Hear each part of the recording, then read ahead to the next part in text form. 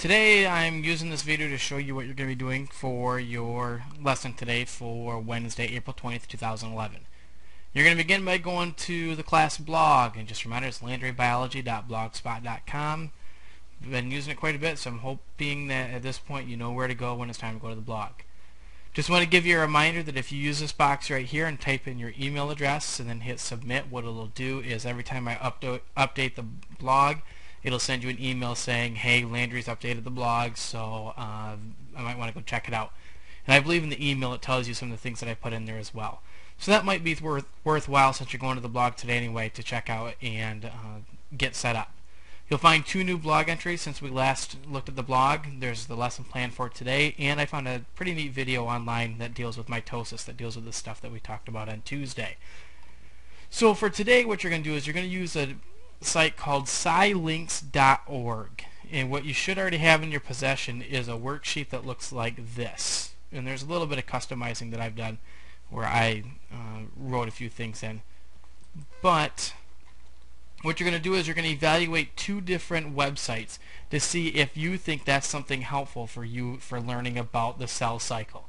Now, not all of them are going to center in on the same things. I just want you to take the site that you're looking at and go through and evaluate it using this rubric to see if it's something that you can learn from or not. Your first choice is going to be one that is given to you, so it's not really a choice. You're going to go through and Mr. Koning should have a list for you of who's doing which site, and he can explain that more to you. The second one is your own choice. You can go to Google, you can go to Dogpile, whatever search engine you want to use, and try to find your own site to evaluate that somehow deals with the cell cycle.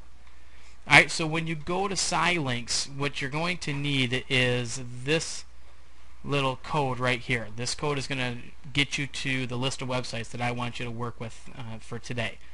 So you're going to want to make sure when you go to SciLinks here, and it's just scilinks.org, down here you're going to see something where it says have a SciLinks code. So you're going to put in the SciLinks code, and of course I have forgotten what it is, 3102. And what it's going to do is then bring you to a list of suggested websites from a bunch of teachers throughout the nation that have gotten together and said, hey, here's some websites. And you can see they each have a rating. If you have site number 1, so Benham, you're going to be evaluating the Cell Explorer site. If you have site number 2, here's your site. Site number 3, here's your site. Site number 4, which I believe is Cordis. Cordis, this is an 18-minute video. You do not need to watch the entire video. And this is true for everybody. You need to spend at least 10 minutes on each of your sites.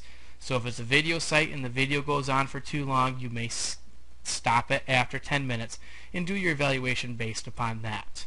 For those of you that are a farther number than that, just click Next, and it'll bring you to the next set. So here's number 5, 6, 7, 8, so on and so forth.